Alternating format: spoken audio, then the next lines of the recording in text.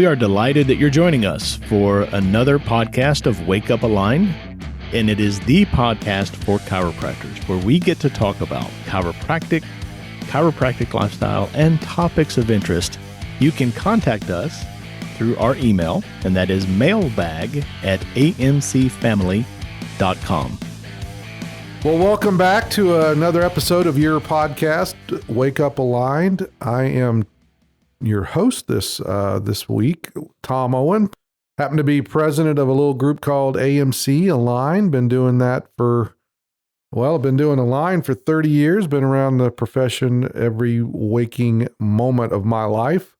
And typically I would have my partner in crime, Dr. Shannon McMurtry, with me, but he's not going to be joining me on today's show. I've got a special guest in the studio. But speaking of Dr. McMurtry, I just want to encourage everybody, if you have been paying attention, listen to some of these shows that Dr. McMurtry's done when I've been absent. I took a couple of weeks off on vacation. Some of that content has just been really just on a level of excellence. And if you appreciate what he brings to this show and the input, the wisdom, the insight, and the way he is able to convey and communicate that, I strongly encourage you just to send him a note of appreciation. He deserves it.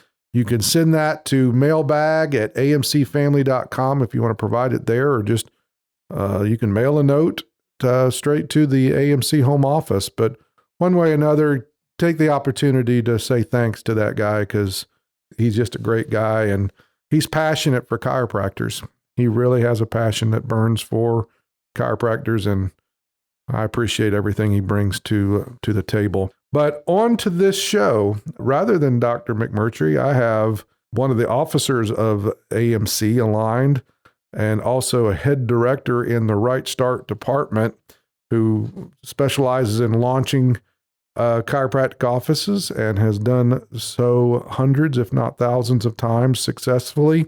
I've got Dr. Jeremy Brubaker joining us today.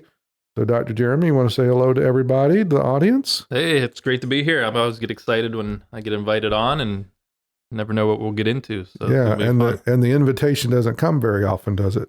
So I don't know if there's a reason for that or not, but maybe we'll see. We'll see. But I mentioned the fact that you head up the Right Start department and have for years. I think that's really where I'd like to go today. I've been thinking about, I knew you were going to be coming on the show, and there's just insight, thought-provoking insight that can affect everyone that's in practice, regardless of whether they're looking to get open, and there's many listeners out there that are students, or somebody's been in practice for 20-something years. How could the insight of opening a practice affect all practices? Mm-hmm. And I kind of want to dig into some of that and pick your brain on that today. But, before we get into that, everyone knows I love to brag on the AMC family. You guys are just rocking it. Here we are kind of at the first of the year. Everyone's launching into this year, and I'm kind of looking back at, as we were wrapping up 2023, there are just some phenomenal results. 2023 actually wrapped up into, I think there was way over 100, maybe pushing 150 offices within the AMC family that reported their best years ever. And then I know we were dozens, 50, I don't know the exact numbers. I haven't looked at those people that grew $100,000 or more year over year. And many of those have done that year over year over year. The growth just keeps continuing. But one in particular, I just want to give a shout out myself, is Dr. Taylor Webb. She's very special to my heart. She's out in Texas. She's a Sherman grad. And I still remember the very first time she ever came to an AMC event, still a student, and it was down there in Orlando. And I just knew from the first day I met her, I said, that young lady's got it. Whatever that it is, she's got it. And, she hasn't had the easiest route. And she's learned some tough lessons along the way, but she has never shied away from the work. And I just wanted, a report that I just heard of is that she just recently just had 8 new patients. She's, I think, either 7 or 8 of the last 8 just in the last week, all came in, accepted care, and I think well more than half of those were paid in advance. So the commitment level, the follow through, her PVA levels are going through the roof. They're staying, they're paying and referring. And she's just less than 2 years into practice, and she's already starting to have that practice of her dreams, and she's well deserving of it. So shout out to you, Dr. Taylor. I appreciate you, and I'm very, very proud of you. All right. Now, before we just start picking your brain and diving into that content, do you have any people that you want to brag on your roster? Oh, absolutely. There's one that comes to mind, and since we're going to talk a little bit about Right Start and offices and things like that, one comes to mind. A recent one, Dr. Rob Watterson up in Lewis, Delaware, just recently passed the 90-day mark in his own practice. And, talk about a guy that dug in and did whatever it took on a little bit shorter timeline than ideal. And, has grown steadily each and every month. I think his first month he was, and we'll just use this as a kind of a gauge, but, he was well over 17,000 collections month 1, up into the 20s month 2, and up over 30,000 month 3. And that's in a 90-day window from 0 to that. So that's ideal. That's what we look for when we launch new offices. So just proud of him and the energy and effort it does take. And don't let anybody kid you. It takes energy and effort to go from 0 to something, and he is definitely well on his way. So super excited about that. Yeah, that's the difficult part. When you're starting from scratch, you're making something out of nothing, and that's very impressive, Dr. Jeremy. I don't know if the listeners can actually relate with that, but there's not very many chiropractors just across the board. Forget AMC members, right? There's just not a lot of them out there that are hitting what we call black ink inside their first 30 days. That's right. And what you just said, and you just rattled it off like it's nothing. It's just like water off a duck's back type of thing. This is just everyday occurrences in the Right Start department. I know you see it all the time, but 17, mid-20s, over 30,000, consistent, steadily growing inside your first 90 days of practice. This is not the norm in the chiropractic profession. Yep, so I would agree with that. And again, for us, it's exciting. For him, it's exciting because we had to reshuffle some of his goals. And that's I love to see when concepts expand and we achieve things in shorter timelines than we may anticipate. And that's one of the passionate things I have about Aligned inside the SAMC family is just we continue to expand our concepts and of course those that we work with. I'm not sure that was his concept for month 1, but it definitely is now. So pretty cool. So he had some urgency on the line and had to get working. And hey, folks, give you some hope. Let's spread some hope around the globe or around the country today. If it works in Delaware, it works anywhere. Nice. There you go. Well done. You got another one before I start picking your brain? Oh, well played. Another one recently, as we kind of just recently flipped the year, right, from 23 to 24, whenever you're listening to this, and again, a long-term member. So that's a brand new member that we worked with from scratch. And we've got lots of members that have been with us 10, 15, 20 years. And one comes to mind is one of my favorite groups, Dr. Peterson out in San Antonio.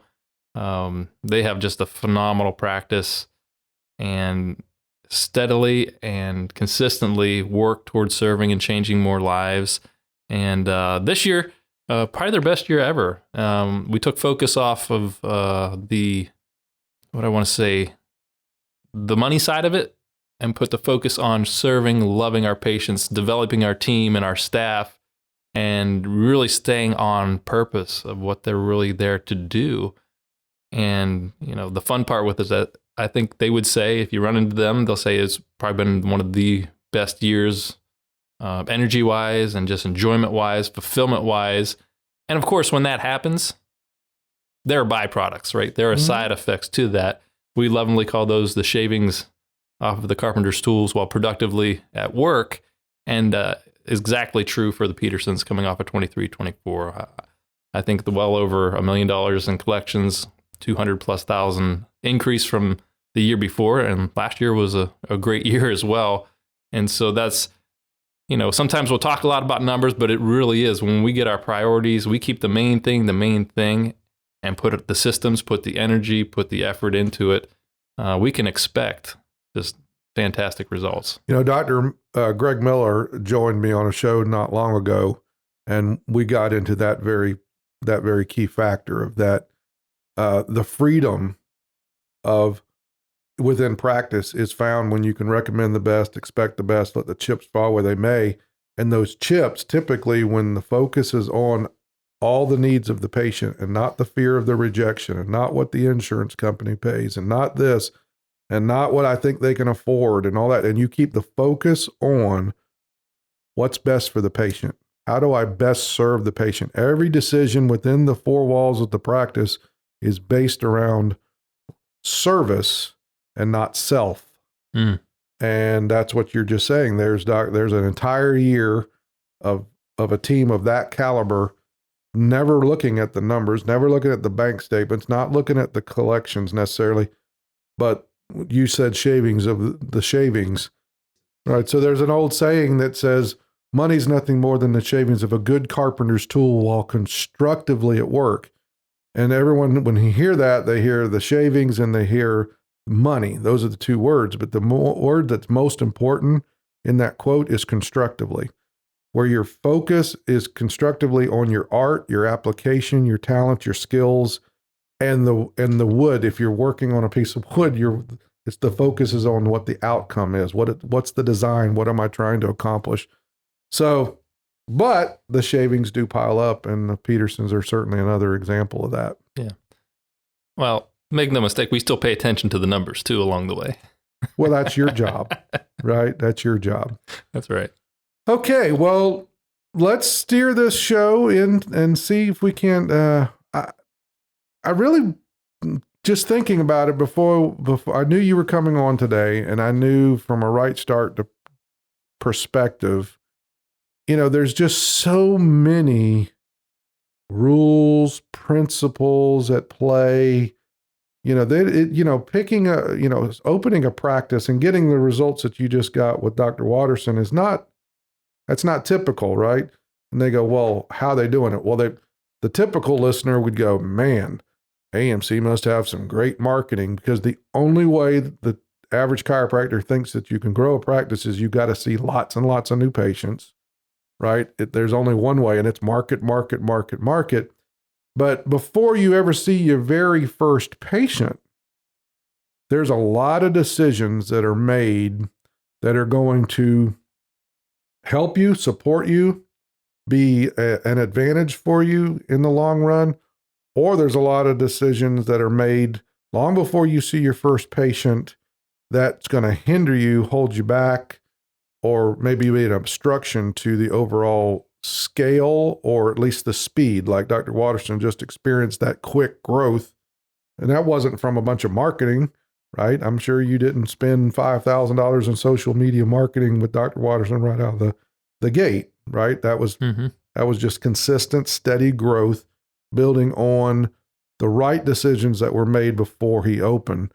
So I just thought I would let's talk about, how do you pick a market? What are keys, components to picking the right market? And, and how would we talk to somebody and say, well, I'm a listener, I'm already in practice, so I already picked my market. Well, what are steps that we would look at is, how do we evaluate the market? How do we evaluate a location? What's some generalities that tend to hamstring? Because you coach not just right starters, you coach, like Peterson's been practicing. He's a second generation chiropractor, right? Mm-hmm.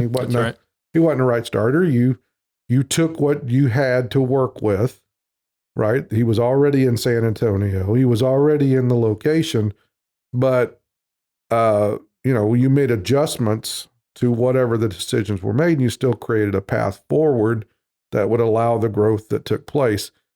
I ultimately want to end up in this show talking about, well, what is the patient experience?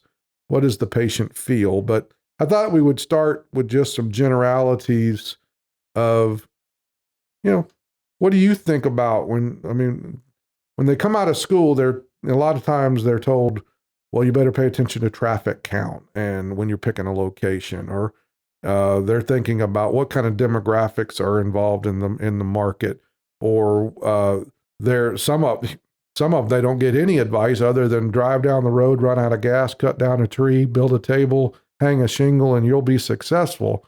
Some schools are actually still perpetuating that lie. That is just not the case. So there's some intelligence that goes into, but it's also not picking a market based on, well, my spouse has a good job in this area, or my in-laws live within 20 miles of here. That doesn't necessarily make it the right market or picking a good location there to establish a new practice. So I just want to give some generalities of what you're thinking. Sure.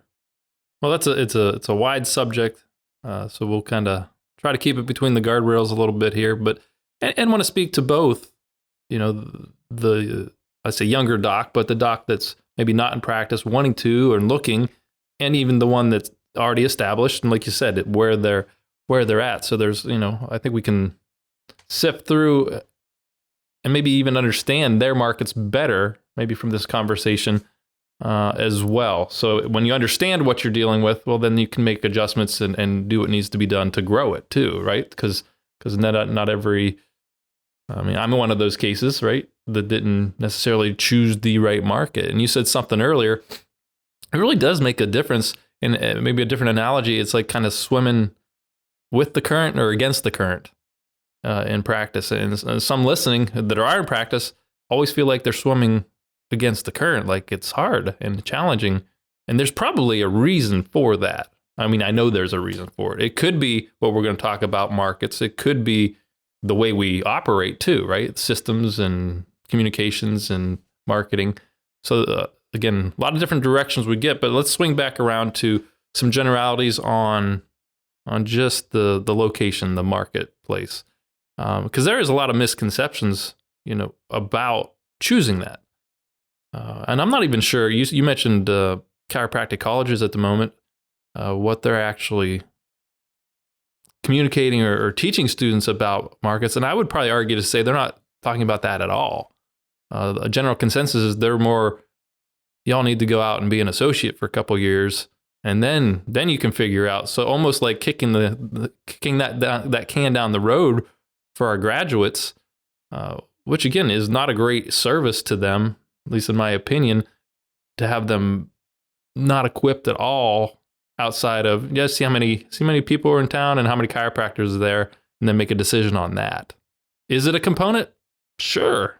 You want to know how many people are there, how many chiropractors are there, but it is just one small piece of that, for lack of better words, big old puzzle, right? When you think about choosing a market, it really comes down to a lot of different components, like a jigsaw puzzle, putting that together. And if you're missing a few pieces or components or area of knowledge, understanding what's happening in that marketplace, you may make a decision based on some knowledge, but don't have the complete picture, and it's something totally different once you get up and rolling. Does that make sense? Absolutely. Again, I don't know how specific we want to get here on this conversation, but let's just take a 50,000 foot view and start there, right? So common things in chiropractic, and I'll use myself for an example. When I looked at market demographic, I didn't, right? I did one of those, we were newly married, had a newborn, and we went back to where my family was. It was the decision, again, looking back, like so silly, but you don't know what you don't know at the time. It was between Minneapolis and small town Pennsylvania, and it's going to be, cost of living is going to be lower in Pennsylvania, so that's where we went, and we had family support.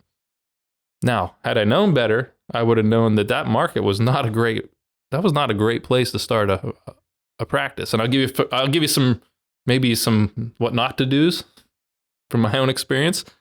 Common sense at the time told me, well, I was pretty well known in that marketplace. My family had been there generations. My grandfather was a very prominent figure in our town for his whole career. So, good name, reputation, a lot of family, a lot of friends.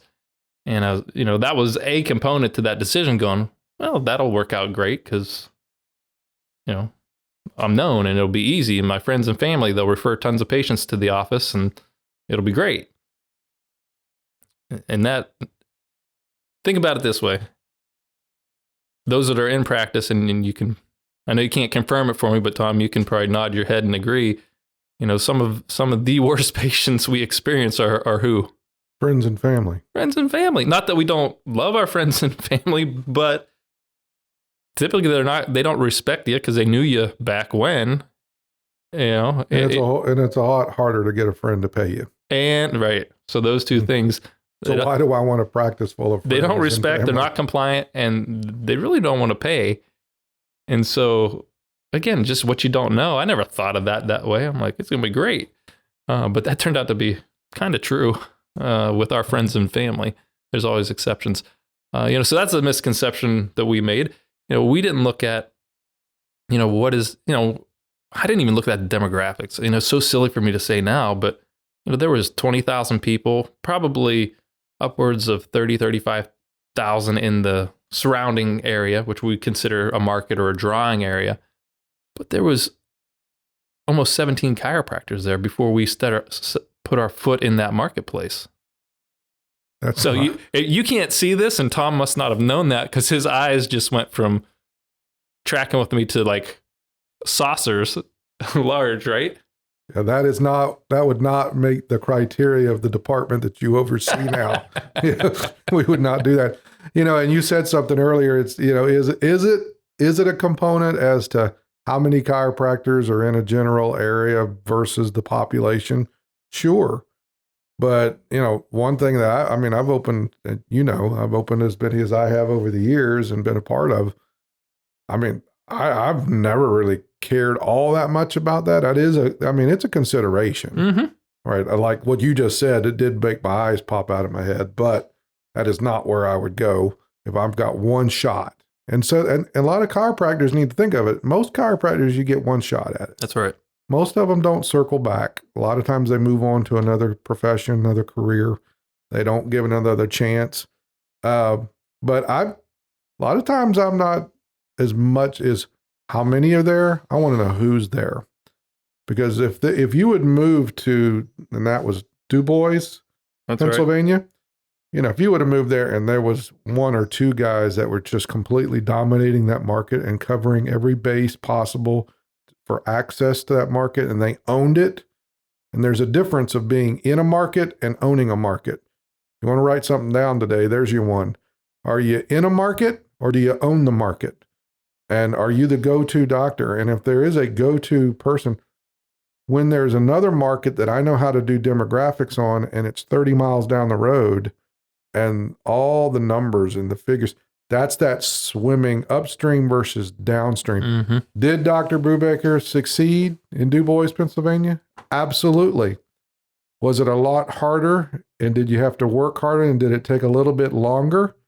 Absolutely. I remember, I'm just going to give examples here. And eventually I want to get to the inside of a practice. Okay. But I remember somebody Dr. Todd Osborne, who's the senior vice president of Aligned, and his daughter graduated life. I remember when she graduated, I think it was 2013.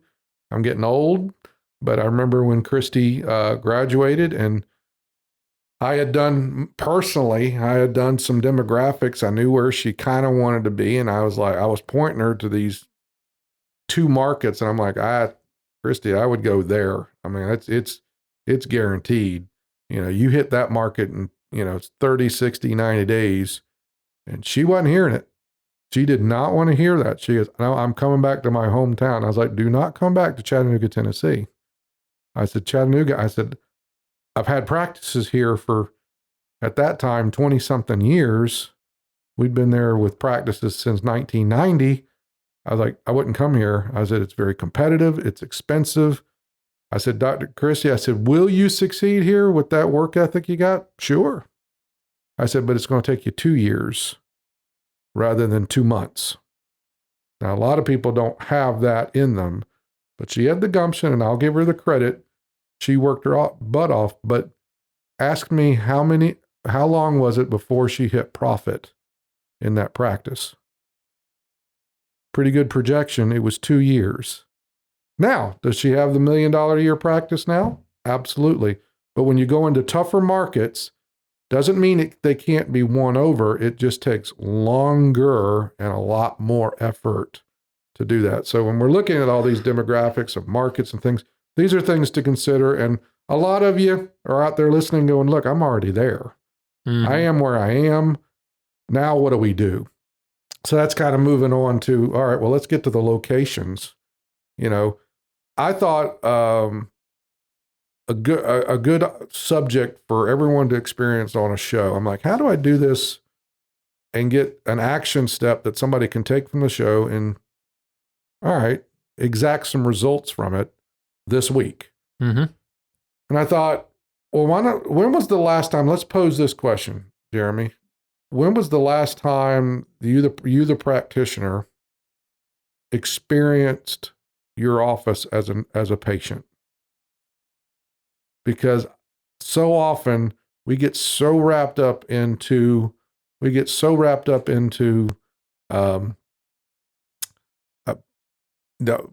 processes or the overhead or the marketing costs or all the aspects that it takes. Chiropractors came out of school and their love is, I just want to treat my patients. But then they come out and they tell guys like you and I don't want to do all the business. I just want to treat my patients and love my patients. Well, the fact of the matter is you are an educated entrepreneur. You are a business owner, and you wear a lot of different hats when you're a chiropractor and you own your practice. So you get busy in the chaos and in the noise, and you forget that it's all about the patient and the patient experience. That's right. Right. So as you and I talk about, and certainly have taught for many years, there's processes. There's a systematic component to it that gives you a predictable result. But you can, and I'll let you talk from this standpoint as a mentor. True or not true, Dr. Jeremy, you can have somebody knocking it out of the park, getting all the procedures down, the protocols, the processes down, the communication, and you're like, man, these numbers should be responding. And they're just not, because I'm evaluating this doctor, he or she, and she's passing all the grades or he's doing this, but it's not responding. And then lo and behold, we find out, way back when you did an office evaluation and you gave them recommendations, and then you come to find out they didn't make those alterations. Mm-hmm. So the patient experience, because you want to write something down from today's show, another one, people feel 90% more than they hear, right? So their innate's wide open. I thought we would talk about the location itself and the imagery or the feelings room to room for the patient to have a predictable result experience. No, that's great.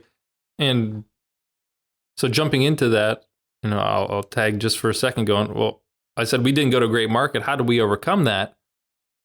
Part of overcoming that is this, right? Because when patients did walk into our practice, they got a certain feel. Their innate told them something about this office. It was different. It was put together. Each room spoke to them throughout the clinic. That I learned from AMC how to do that. So it is as powerful as, I forget what the breakdown is, but it's, people remember 10% of what you, maybe if you're good, 10% of what you say, about 20-25% will be wrapped up as how you say it, that voice flexion.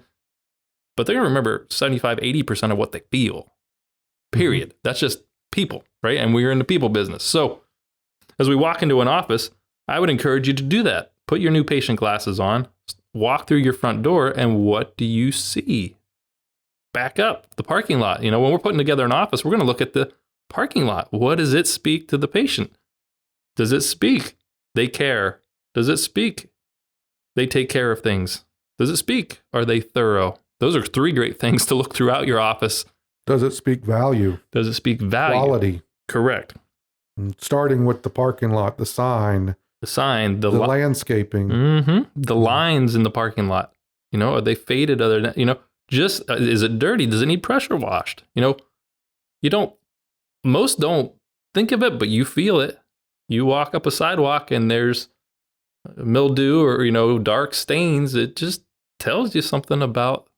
So all of a sudden, as a chiropractor, you're having to overcome what their innate's telling them before you even meet them, right? So you're kind of stacking the deck against you from what their innate's telling them. Even the front door, right? Pay attention to your front door. Dr. Owen, your dad, one of those things was, what does the front door look like as they grab the handle? Is it loose? Is it firm? Is it right? Is it a glass door compared to a closed off door? Just so many of those, what we say would be minute details, start to form the picture for the patient. Are they being sold before they even open the door? Right. That's a great point. How many chiropractors walk up and they've got 50 different things up, in signs up on their windows, and the patient's being sold before they even get in.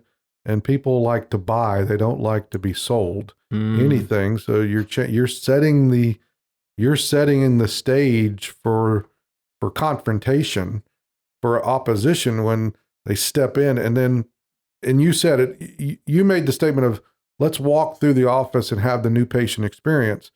Let's not just walk through the office. Let's have a seat. When was the last time you sat down in the reception room, put your phone down, don't get distracted, and just sit there for 5 minutes and look at the cobwebs in the corner. Look at the disorganized magazines on the table. Look at what's it say? What does that reception room say? Because there's a feeling that room's giving. Are you selling chiropractic? You got TVs out there? What's the messaging out? Is it good or bad to have TVs in there? Well, that depends. Depends what's on it. Right? Depends on what's on it. Are you selling pillows and vitamins out there rather than condition of the week? Or referral boards. There's a lot more to it than you just think, well, it's 4 walls and it's a room and it serves its purpose. Well, is it doing it effectively, or is it actually diminishing before they ever even get back to whatever your process is? If I asked everybody, well, what's the most important procedure in your office? And I gave you 10 choices, and consultation's one of them, right? Well, you and I know where it ranks, but do they even have a consultation room? It's one of the most important procedures in your office, and there's not even a room designated for it. But before they even got to the consultation room, if you have it, and then if you have one, is it set up right? Is it organized? Is there junk all over your desk? What does that speak when you do a consultation with a patient and there's paperwork all over your desk? What's that saying to the innate of the patient? It says sloppy and disorganized, not thorough. Why? Whether you like it or not, their innate picks it up. Whether it's true or not. And they're thinking, why would I want this guy or woman to have control of my health? Right? Same principle at the front desk. If they can see over your front desk and that's what they see, it doesn't matter how great you all are. Their innate's telling them something different. And even down, what does it smell like? Right. What's everyone dressed like? Right. What do they dress like? So, it's a great inventory to take and have all of your staff go through that process and take a list and there's no, wrong answers. Just write it down. What does it feel like? And so it's a powerful component, and as we design an office, we pay attention to each room. What should it say, right? What should the waiting area say, Tom? Warm and inviting. Inviting, professional, value, quality. Right. Right. And then as we move into the treatment rooms, I mean, we can't do the whole, I get it. It's only one show and we can't teach Sure. everything. But these are what I wanted to do was just bring it to the attention that if you haven't thought of this stuff and then you don't really know what in the world I'm sitting here talking about or we're talking about here, well, that's the point of a mentor.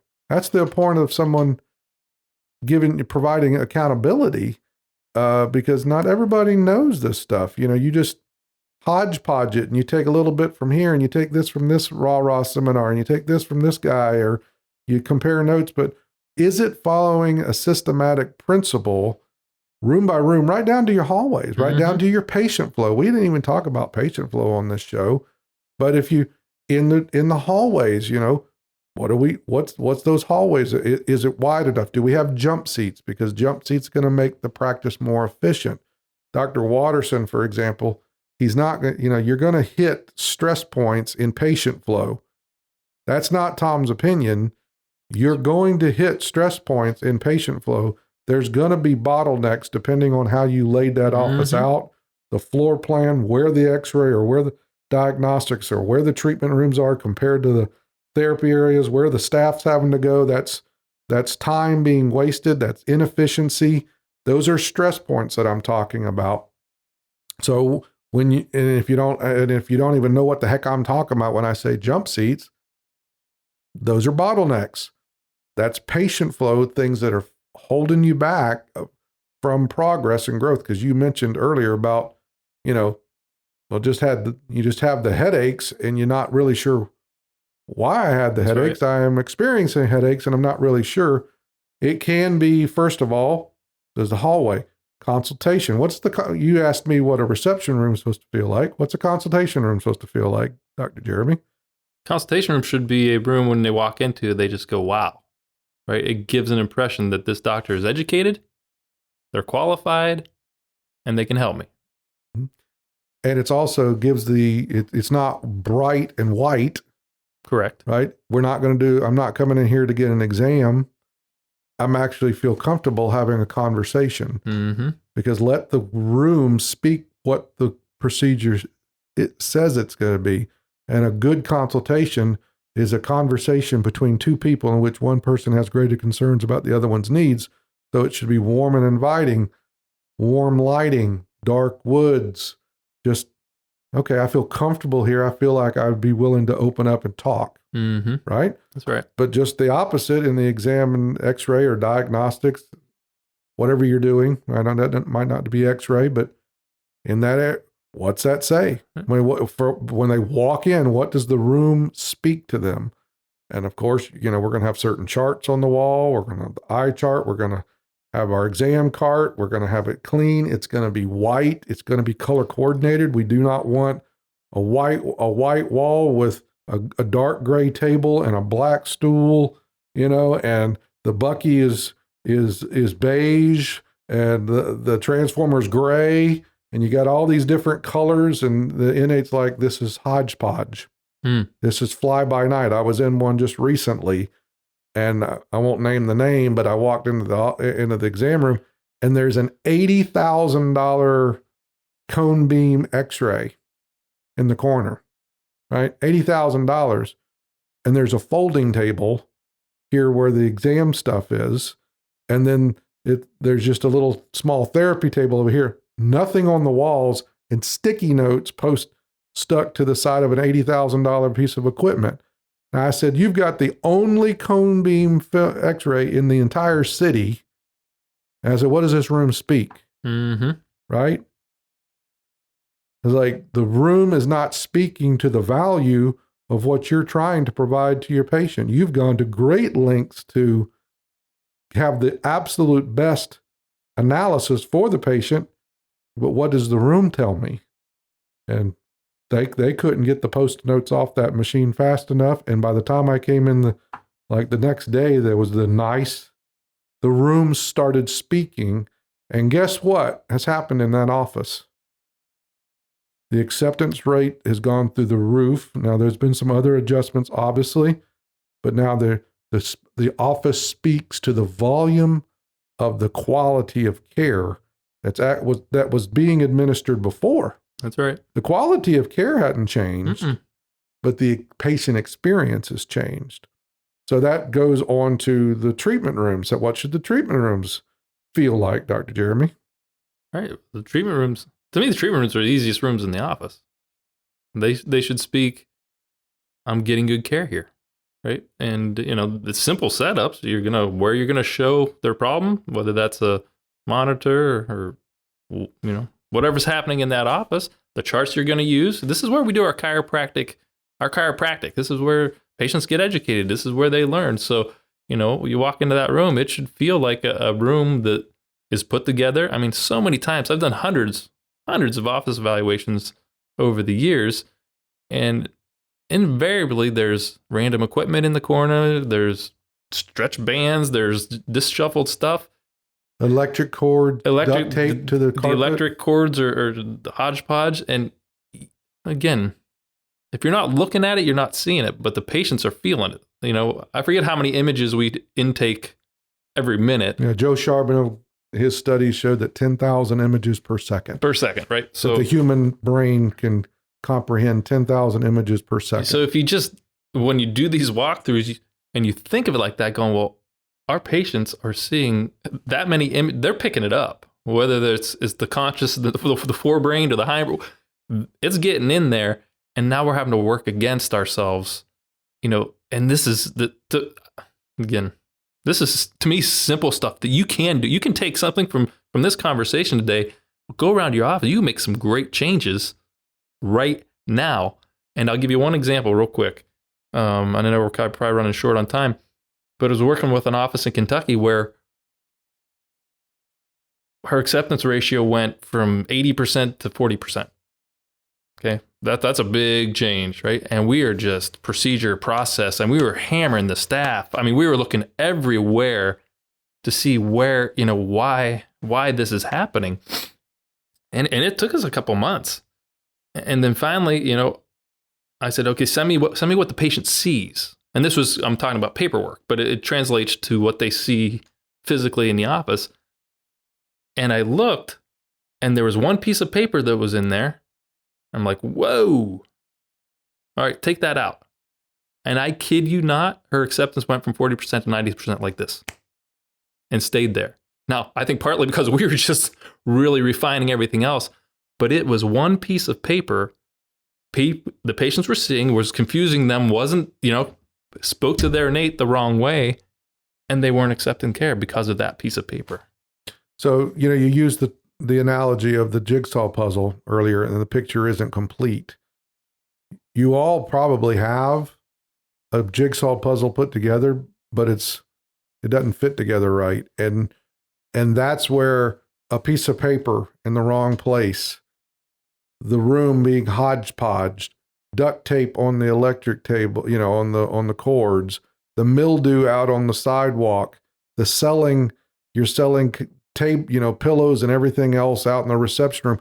It all ties together. They're putting all these pieces together that this doesn't feel right. This doesn't speak volumes. This doesn't speak value. This doesn't speak organized. This doesn't speak quality. And write this down, folks.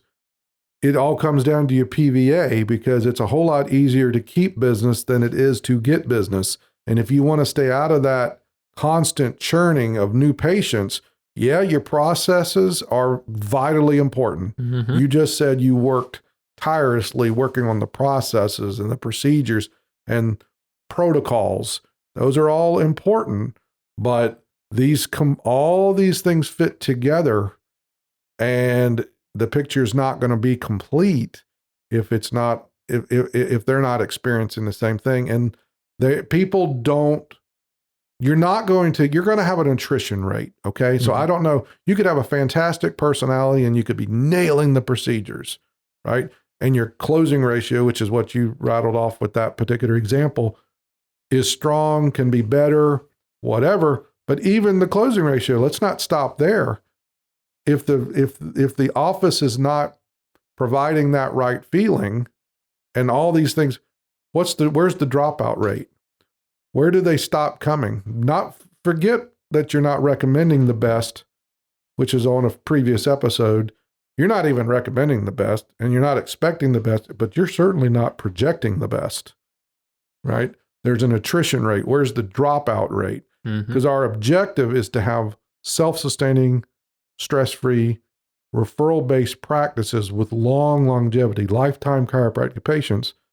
And thus the reason why I knew that if we got in here, Dr. Jeremy, we would just do some practical components. There's practical components there's a lot that goes into picking a market, right? So if you're an associate or you're out there, a student, and you're looking to open, do not make those mistakes, because the worst thing about making a mistake in life is typically not the action of the mistake.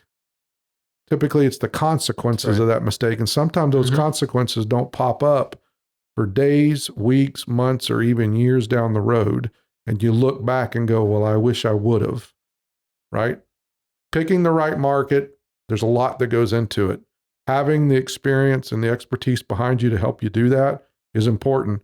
Picking the right location is important. There's a lot of components, the right square footage to allow for the layout, the floor plan, the efficiency of that. A lot of components going to the lease, the negotiating, making sure you don't get yourself, head over heels on that. All of those components play a part of, but it still is not the end result. You could still, like you did, you're the head of the Right Start director, and you didn't know, and you didn't follow that blueprint way back when, and you still had a very successful practice because you had to fight harder to get them in the door. That's right. But once they walked in the door, you stopped judging how they got there. Some people tell me they don't like to do spinal screenings. They don't like to do this. They don't like to do that. They don't social media.